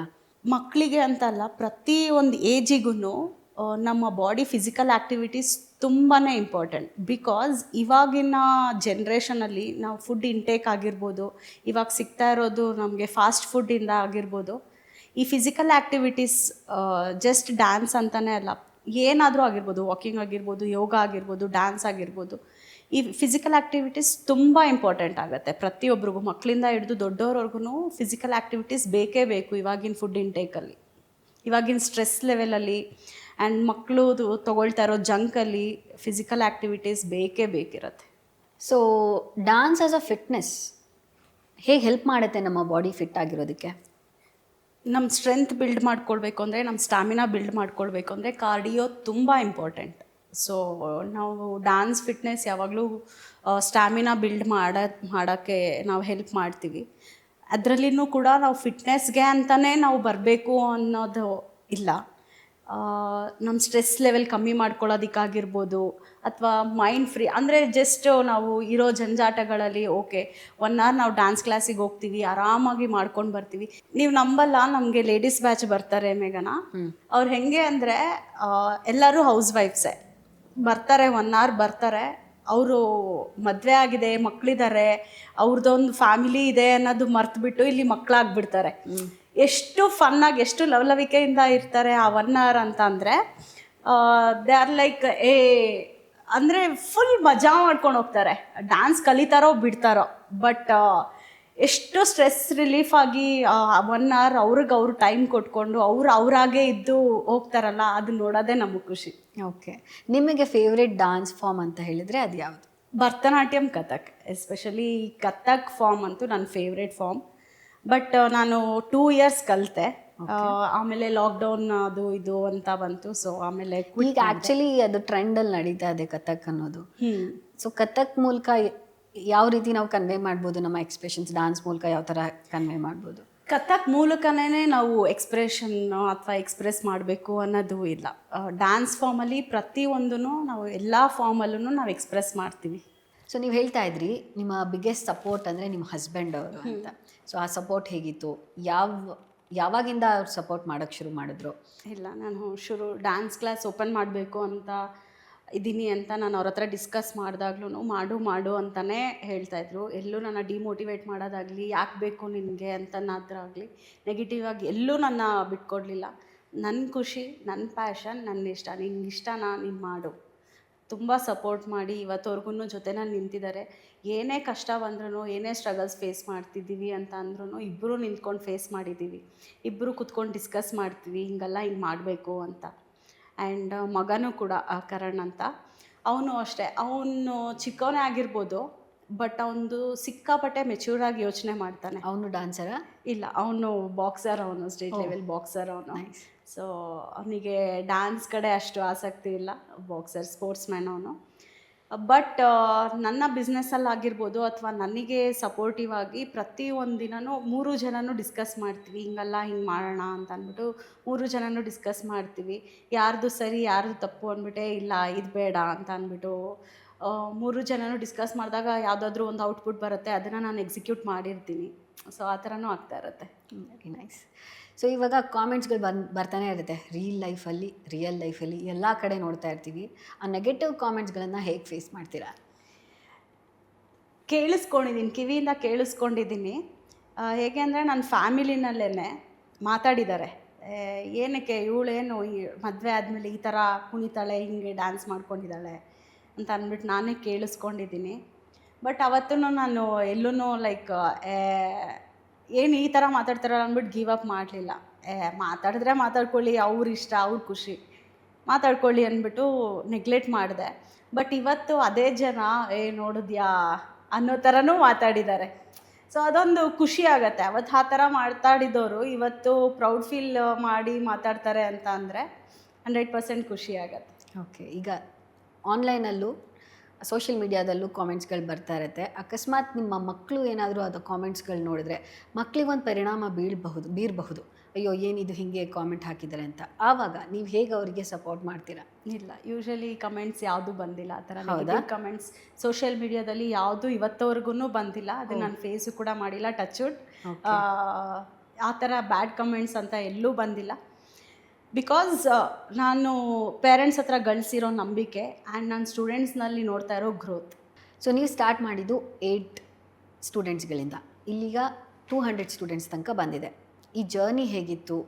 ಸೊ 8 ಸ್ಟೂಡೆಂಟ್ಸಿಂದ ಶುರು ಮಾಡಿದ್ದು. ಫಸ್ಟ್ ಅಡ್ಮಿಷನ್ ನನ್ನ ಕ್ಲಾಸ್ ಓಪನಿಂಗ್ ದಿನಾನೇ ಬಂತು. ಫಸ್ಟ್ ಸ್ಟೂಡೆಂಟ್ ನನ್ನ ಲೈಫಲ್ಲಿ ಮರೆಯಲ್ಲ ಆ ಮಗುನ.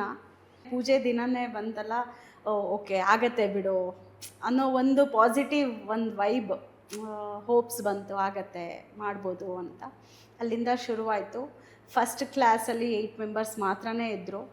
ಆ್ಯಂಡ್ ಇವಾಗ ಬ್ಯಾಚ್ ವೈಸ್ ಆಗಿದೆ. ಒಂದೊಂದು ಬ್ಯಾಚಲ್ಲೂ ಅರೌಂಡ್ 20 to 25 ಸ್ಟೂಡೆಂಟ್ಸ್ ಇದ್ದಾರೆ ಒಂದು ಈಚ್ ಬ್ಯಾಚಲ್ಲಿ. And first year annual day ಮಾಡ್ತೀನಿ. ಇದನ್ನು ನಾನು ಹೇಳಲೇಬೇಕು. ಆ್ಯಕ್ಚುಲಿ ಆ ಮೂಮೆಂಟ್ನ ನಂಗೆ ಮರೆಯೋಕ್ಕಾಗಲ್ಲ ಇವಾಗ್ಲೂ. ಫಸ್ಟ್ ಇಯರ್ ಆ್ಯನ್ಯುವಲ್ ಡೇ ಮಾಡ್ತೀನಿ. ಫಸ್ಟ್ ಇಯರಲ್ಲಿ ನನಗೆ ಅರೌಂಡ್ 60 ಸ್ಟೂಡೆಂಟ್ಸ್ ಇರ್ತಾರೆ. ಸೊ ಅವ್ರನ್ನ ಇಟ್ಕೊಂಡೆ ನಾನು ಆಡಿಟೋರಿಯಮಲ್ಲಿ ಆ್ಯನ್ಯುವಲ್ ಡೇ ಮಾಡ್ತೀನಿ. ಮಮ್ಮಿ ಡ್ಯಾಡಿನ ಗೆಸ್ಟಾಗಿ ಅಂದ್ಕೊಂಡಿರ್ತೀನಿ ನಾನು, ಬಟ್ ಅವ್ರಿಗೆ ಹೇಳಿರಲ್ಲ ನಾನು. ಆಡಿಟೋರಿಯಮಿಗೆ ಬರ್ತಾರೆ, ನನ್ನ ಮಗ ಮುಂದೆ ಕೂತ್ಕೊಳ್ಳೋಣ ಬನ್ನಿ ಅಂತ ಹೇಳ್ತಿರ್ತಾರೆ ಮಮ್ಮಿ ಡ್ಯಾಡಿಗೆ. ಅವರೇ ಇಲ್ಲ ಬೇಡ ಬಾ ಹಿಂದೆ ಹೋಗೋಣ, ಇಲ್ಲಿ ಯಾರಾದರೂ ಬರ್ತಾ ಇರ್ತಾರೆ, ಬೇಡ ಬಾ ಹಿಂದೆ ಹೋಗಿ ಕೂತ್ಕೊಳ್ಳೋಣ ಅಂತ ಅಂದ್ಬಿಟ್ಟು ಹಿಂದೆ ಹೋಗಿ ಕೂತ್ಕೊಳ್ತಾರೆ ಮಮ್ಮಿ ಡ್ಯಾಡಿ. ಆ್ಯಂಕರು ಅನೌನ್ಸ್ ಮಾಡ್ತಾರೆ, ಇವತ್ತಿನ ಚೀಫ್ ಗೆಸ್ಟ್ ದರ್ಶಿನಿ ಅವರ ತಂದೆ ತಾಯಿ, ಹೀಗೆ ಸರ್ವೇಶ್ ಹಾಗೂ ಶೀಲಾ ಅಂತ ಅಂದ್ಬಿಟ್ಟು ಅನೌನ್ಸ್ ಮಾಡ್ತಾರೆ. ಅವ್ರು ಅಲ್ಲಿಂದ ಬರ್ತಾರೆ. ನಮ್ಮ ಡ್ಯಾಡಿ ಬರುವಾಗ ಅವ್ರ ಕಣ್ಣಲ್ಲಿ ನೀರು ತುಂಬಿರುತ್ತೆ. ಅವ್ರು ಸ್ಟೇಜಲ್ಲಿ ಬರುವಾಗ ಅವ್ರದ್ದು ಖುಷಿ ಇತ್ತಲ್ಲ, ಆ ಖುಷಿ ನಮಗೆ ನೋಡಿ ಸಾಕು, ಇಷ್ಟು ಪ್ರೌಡ್ ಫೀಲ್ ನಾನು ಮಾಡಿದ್ದೀನಿ ಅಪ್ಪ ಅಮ್ಮಂಗೆ ಅನ್ನೋದು ಒಂದು ನನಗೆ ಸಾರ್ಥಕತೆ. ಓಕೆ ಸಾಕು ಲೈಫಲ್ಲಿ ಇಷ್ಟು, ಅವ್ರು ಖುಷಿಯಾಗಿದ್ದಾರಲ್ಲ, ಅವರಿಗೆ ಓಕೆ ನನ್ನ ಮಗಳು ಏನೋ ಮಾಡಿದಾಳಲ್ಲ ಅಂತ ಅವ್ರ ಕಣ್ಣಲ್ಲಿ ಅವತ್ತು ನಾನು ನೋಡಿದ್ದು ಇವತ್ತಿಗೂ ನನಗೆ ಯಾವಾಗಲೂ ಮೋಟಿವೇಟ್ ಮಾಡ್ತಾ ಇರುತ್ತೆ ಇನ್ನೂ ಮಾಡಬೇಕು ಅಂತ. ಸೊ ಈವೆಂಟ್ ಹೇಗಾಯ್ತು? ತುಂಬ ಅವರು ಫುಲ್ ನರ್ವಸಲ್ಲೇ ಬರ್ತಾರೆ. ನಮ್ಮ ಮಮ್ಮಿ ಯಾವತ್ತೂ ಸ್ಟೇಜ್ ಹತ್ತಿರಲಿಲ್ಲ. ಫಸ್ಟ್ ಟೈಮು ಸ್ಟೇಜ್ ಹತ್ತುತ್ತಾರೆ, ಇಬ್ಬರು ಕಣ್ಣಲ್ಲೂ ನೀರು ಹೋಗ್ತಾ ಇದೆ, ಆ್ಯಂಕರ್ ಮೈಕ್ ಕೊಡ್ತಾರೆ, ಇಬ್ಬರು ಖುಷಿಯಾಗಿ ಹೋಗ್ತಾರೆ. ಸೊ ಆ ಖುಷಿ ನೋಡಿ ಆಮೇಲೆ ಲಾಸ್ಟಲ್ಲಿ ಪೇರೆಂಟ್ಸ್ ಎಲ್ಲ ಮಮ್ಮಿ ಡ್ಯಾಡಿನ ಬಂದು ಮಾತಾಡಿಸ್ತಾರಂತೆ. ಏನಂತ, ಒಳ್ಳೆ ಮಗಳನ್ನ ಎತ್ತಿದ್ದೀರಾ ಅಂತ ಹೇಳ್ತಾರಂತೆ. ಅದನ್ನು ಮನೆಗೆ ಬಂದುಬಿಟ್ಟು ಡ್ಯಾಡಿ ಮಮ್ಮಿ ಹೇಳ್ತಾ ಇದ್ದಾರೆ ನನಗೆ, ಈ ಥರ ಎಲ್ಲ ಹೇಳ್ತಾಯಿದ್ರು ಅಂತ. ಬಟ್ ಯಾವಾಗಲೂ ಡ್ಯಾಡಿ ಮಮ್ಮಿ ಎಕ್ಸ್ಪ್ರೆಸ್ ಮಾಡಲ್ಲ ನನ್ನ ಮುಂದೆ, ಬಟ್ ಒಳಗೆ ಖುಷಿ ಪಡ್ತಾ ಇರ್ತಾರೆ. ನಂಗೆ ಅವ್ರ ಕಣ್ಣಲ್ಲಿ ಕಾಣಿಸ್ತಾ ಇರುತ್ತೆ. ನಮ್ಮ ಡ್ಯಾಡಿ ಯೂಶಲಿ ತುಂಬ ಎಮೋಷ್ನಲ್, ಏನಾದರೂ ಆದರೆ ಹತ್ಕೊಂಡು ಬಿಡ್ತಾರೆ. ಸೊ ಅವರಿಗೆ ಆ ಖುಷಿ ಅವತ್ತು ನಾನು ನೋಡಿದೆ, ಅವತ್ತು ನಿಜ ಖುಷಿ ಆಯ್ತು ನನಗೆ. ಓಕೆ ಸಾಕು ಇಷ್ಟು ಅನ್ನೋ ಥರ. ಆ್ಯಂಡ್ ಅಲ್ಲಿಂದ ಜರ್ನಿ ಶುರುವಾಗುತ್ತೆ. ಅದಾದಮೇಲೆ ಸೊ ತುಂಬ ಜನ ಟೀಚರ್ಸ್ ಬರ್ತಾ ಇರ್ತಾರೆ, ಹೋಗ್ತಾ ಇರ್ತಾರೆ. ಯೂಶಲಿ ನಾವು ಟೀಚರ್ಸ್ನ ನಾವು ನಂಬ್ಕೊಳಕ್ಕಾಗಲ್ಲ. ಸೊ ಆ್ಯಂಡ್ ಮಕ್ಕಳು ಕೂಡ ಹೊಸ ಟೀಚರ್ಸಿಗೆ ಅಡ್ಜಸ್ಟ್ ಆಗೋಕ್ಕೆ ಕಷ್ಟ ಆಗುತ್ತೆ. ಆ ಟೈಮಲ್ಲೂ ಕೂಡ ತುಂಬ ಸ್ಟ್ರಗಲ್ಸ್ ಆಗುತ್ತೆ. ನಾವು ಬೇರೆ ಹೊಸ ಟೀಚರ್ಸ್ನ ತರ್ತೀವಿ, ಸೊ ಅವರಿಗೆ ನಾವು ಅಡ್ಜಸ್ಟ್ ಮಾಡೋಕ್ಕೆ ಮಕ್ಕಳನ್ನ ತುಂಬ ಟೈಮ್ ತೊಗೊಳತ್ತೆ. ಬಟ್ ಇಲ್ಲಿ ಹೇಗೆ ಅಂತ ಅಂದರೆ, ನಾನಿದ್ದರೆ ಯಾವ ಟೀಚರ್ಸ್ ಮೇಲೂ ಡಿಪೆಂಡ್ ಆಗಿರೋದಿಲ್ಲ, ಎಲ್ಲ ಮಕ್ಕಳು ನನಗೆ ಅಡ್ಜಸ್ಟ್ ಆಗಿರ್ತಾರೆ ಯೂಶಲಿ. ಸೊ ಅದೊಂದು ಕಾನ್ಫಿಡೆನ್ಸ್. ಓಕೆ ಯಾರಿಲ್ಲ ಅಂದ್ರೂ, ಯಾರು ಬಂದರೂ ಹೋದ್ರೂ ಐ ಕ್ಯಾನ್ ಡೂ ಅಂತ. ಇವಾಗ ಹೊಸ ಬ್ಯಾಚಸ್ ಬರ್ತಾ ಇರತ್ತಾ, ಅಥವಾ ನಿಮಗೆ ಒಂದು 4 ವರ್ಷದಿಂದನೂ ಪರ್ಮನೆಂಟ್ ಆಗಿದ್ದಾರೆ ಈ ಸ್ಟೂಡೆಂಟ್ಸ್ಗಳೇ ನಮ್ಮ ಜೊತೆ? ತುಂಬ ಜನ ಇದ್ದಾರೆ. ಡೇ 1 ಜಾಯಿನ್ ಆದವರು ಇವತ್ತು ಸೀನಿಯರ್ ಲೆವೆಲಲ್ಲಿ ಇದ್ದಾರೆ. ಇನ್ ಕೇಸ್ ಏನಾದರೂ ಕ್ಲಾಸ್ ಮಿಸ್ ಆಯಿತು ಅಂತ ಅಂದರೆ, ಅಥವಾ ನನಗೇನಾದರೂ ಹೋಗೋಕ್ಕಾಗಿಲ್ಲ ಅಂತ ಅಂದರೆ, ಅವರೇ ಕ್ಲಾಸ್ ಮ್ಯಾನೇಜ್ ಮಾಡೋ ಥರ ಬಂದಿದ್ದಾರೆ. Okay, very nice. ಬರೀ ಆಫ್ಲೈನ್ ಕ್ಲಾಸಸ್ ಇರುತ್ತಾ, ಆನ್ಲೈನ್ ಕ್ಲಾಸಸ್? ಆಫ್ಲೈನ್ ಕ್ಲಾಸಸ್ ಮಾತ್ರ, ಬಿಕಾಸ್ ನಾನು ಆನ್ಲೈನ್ ರೆಫರ್ ಮಾಡಲ್ಲ. ನಾವು ಯಾವುದು ಫಿಸಿಕಲ್ ಆ್ಯಕ್ಟಿವಿಟೀಸ್ ನಾವು ಲೈವಲ್ಲಿ ಕೂತು ನಾವು ಅವರಿಗೆ ಮಾಡಿಸೋ ಥರ ಆನ್ಲೈನಲ್ಲಿ ಸಿಗಲ್ಲ. ಹೌದು, ಯಾವಾಗಲೂ ಆಫ್ಲೈನ್ ಎಕ್ಸ್ಪೀರಿಯನ್ಸ್ ಮಾಡಲೇಬೇಕು ಅವರು. ಇವಾಗಂತೂ ವರ್ಕ್ಶಾಪ್ಗಳು ಟ್ರೆಂಡಲ್ಲಿದೆ, ಸಿಕ್ಕಾಪಟ್ಟೆ ವರ್ಕ್ಶಾಪ್ಸ್ಗಳು ನಡೀತಾ ಇದೆ. ಅದು ಬರೀ 2 ಅವರ್ಗೆ 3 ಅವರ್ಗೆ ಅಂತ ನಡೀತಾ ಇರೋದು. ಡಾನ್ಸ್ ಅಂದರೆ it's a skill and knowledge also. So ಅದನ್ನು 2 ಅವರಿಗೆ ನೀವು ಮಿನಿಮೈಸ್ ಮಾಡಿಬಿಟ್ಟು ಹೇಳ್ಕೊಡೋಕ್ಕಾಗತ್ತಾ? ಹೇಗೆ ಹೇಳ್ಕೊಡ್ತಾರೆ ಆ ಕಡೆ ಆ ಥರ ವರ್ಕ್ಶಾಪ್ಸ್ಗಳಲ್ಲಿ? ಹಾಗೆ ನಿಮ್ಮ ವರ್ಕ್ಶಾಪ್ಸ್ಗಳು ಹೇಗೆ ನಡೆಯುತ್ತೆ? ಯೂಶಲಿ ನಮ್ಮ ಇನ್ಸ್ಟಿಟ್ಯೂಟಲ್ಲಿ ವರ್ಕ್ಶಾಪ್ಗಳು ನಡೀತಾನೆ ಇರುತ್ತೆ. ಮೇಘನಾ, ಡಿಫ್ರೆಂಟ್ ಕೊರಿಯೋಗ್ರಾಫರ್ಸ್ನ ನಾನು ಕರೆಸ್ತಾನೆ ಇರ್ತೀನಿ, ವರ್ಕ್ಶಾಪ್ಸ್ ಮಾಡಿಸ್ತಾನೆ ಇರ್ತೀನಿ. ನಾನು ವರ್ಕ್ಶಾಪ್ ಮಾಡೋ ಕಾನ್ಸೆಪ್ಟ್ ಯಾಕೆ ಅಂತ ಅಂದರೆ, ಜನಕ್ಕೆ ರೀಚ್ ಆಗುತ್ತೆ. ಅರ್ಕಾ ಡ್ಯಾನ್ಸ್ ಅಕಾಡೆಮಿ ಅಂದರೆ ಜನಕ್ಕೆ ರೀಚ್ ಆಗುತ್ತೆ. ನಮ್ಮ ರೆಗ್ಯುಲರ್ ಸ್ಟೂಡೆಂಟ್ಸ್ ಅಲ್ಲದೆ ಹೊರಗಡೆ ಬೇರೆ ಸ್ಟೂಡೆಂಟ್ಸ್ ಕೂಡ ಬರ್ತಾರೆ, ಅವ್ರು ಎಕ್ಸ್ಪೀರಿಯನ್ಸ್ ಮಾಡ್ತಾರೆ, ಡಿಫ್ರೆಂಟ್ ಕೊರಿಯೋಗ್ರಾಫರ್ಸ್ ಹತ್ರ ಅವ್ರ ನಾಲೆಡ್ಜ್ನ ತೊಗೊಳ್ತಾರೆ, ಏನೋ ಒಂದು ಹೊಸದು ಕಲಿತಾ ಇರ್ತಾರೆ ಎವ್ರಿ ವರ್ಕ್ಶಾಪ್ನಲ್ಲೂ ಅನ್ನೋ ಒಂದು ಕಾನ್ಸೆಪ್ಟಲ್ಲಿ ನಾನು ಎವ್ರಿ ಮಂತ್ ವರ್ಕ್ಶಾಪ್ಸ್ ಕಂಡಕ್ಟ್ ಮಾಡಿಸ್ತಾ ಇರ್ತೀನಿ. ಓಕೆ, ಏನಾದರೂ ಈ ಇಂಡಸ್ಟ್ರಿಲಿ ಮಿತ್ಸ್ ಅಂತ ಇದ್ದರೆ, ಮಿಸ್ಕನ್ಸೆಪ್ಷನ್ಸ್ ಏನಾದರೂ ಇದ್ದರೆ ಅದನ್ನು ಶೇರ್ ಮಾಡ್ಬೋದಾ? ಡ್ಯಾನ್ಸಲ್ಲಿ ಆ್ಯಕ್ಚುಲಿ ಜನಗಳಿಗೆ ಏನು ಮೈಂಡ್ಸೆಟ್ ಅಂತ ಅಂದರೆ, ಡ್ಯಾನ್ಸ್ ಮಾಡೋಕ್ಕೆ ನಾನು ಸ್ಲಿಮ್ ಆಗೇ ಇರಬೇಕು, ಆ್ಯಂಡ್ ಚಿಕ್ಕ ವಯಸ್ಸಿಂದನೇ ಡ್ಯಾನ್ಸ್ ಕಲ್ತಿರಬೇಕು, ಈ ಥರ ಎಲ್ಲ ಮೈಂಡ್ಸೆಟ್ಸ್. ಸೊ ನನ್ನ ಪ್ರಕಾರ ಡ್ಯಾನ್ಸ್ ಯಾರು ಬೇಕಾದರೂ ಮಾಡ್ಬೋದು, ಯಾವ ಏಜಲ್ಲಿ ಬೇಕಾದರೂ ಮಾಡ್ಬೋದು. ಹೌದಾ? 100%.